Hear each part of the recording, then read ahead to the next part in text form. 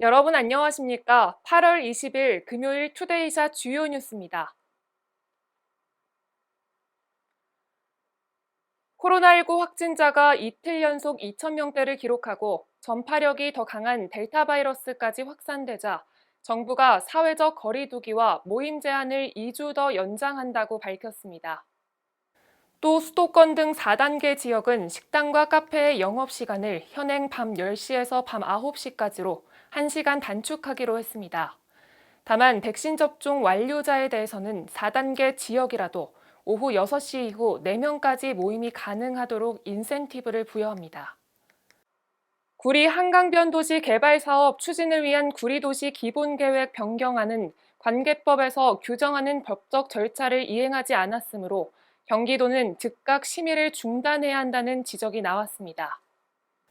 박영순 전 구리시장은 이날 성명서를 통해 국도계획법엔 기본계획 수립이나 변경 시 공청회 개최와 지방의회 의견 청취가 법적 필수 사항인데 구리시가 이를 위반하고 도시계획을 변경하려 했다고 성토했습니다.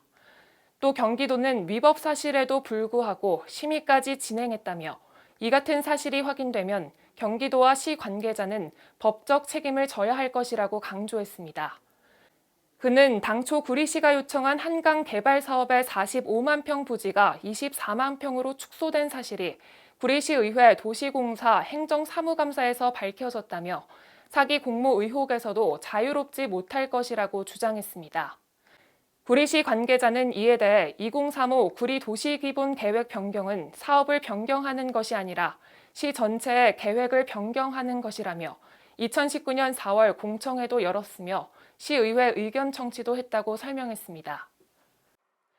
코로나19 사태가 장기화되고 있는 가운데 보건소 인력의 초과 근무가 2배 이상 증가해 인력 확충과 처우 개선이 시급한 것으로 나타났습니다. 행정안전부에 따르면 코로나19 유행 전인 2019년 대비 올해 보건소 인력의 월 평균 초과 근무 시간이 18.1시간에서 38.1시간으로 2배 이상 늘어났습니다. 특히 인천시가 295%, 경기도는 233%로 3배 이상 증가한 것으로 나타났습니다. 이에 지난 6월 한 퇴직 간호사는 보건소 간호사들이 지쳐 쓰러지지 않도록 해주세요라는 청원을 올리기도 했는데요. 더불어민주당 최종윤 의원은 신속한 인력 확충으로 근무 환경을 정상화하고 보건소 의료인의 노고에 대한 충분한 보상 등 처우 개선을 위해 혼신의 노력을 다하겠다고 밝혔습니다.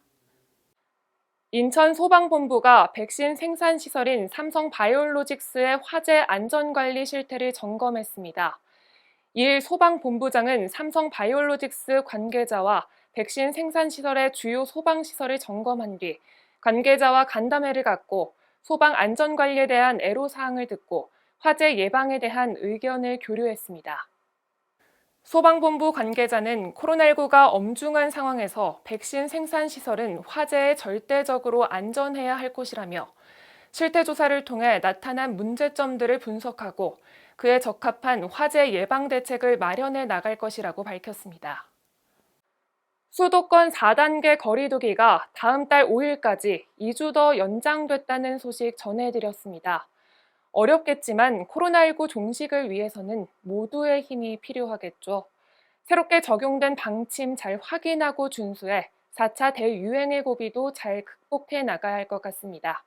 이번 주 뉴스 여기서 마칩니다. 시청해주신 여러분 고맙습니다.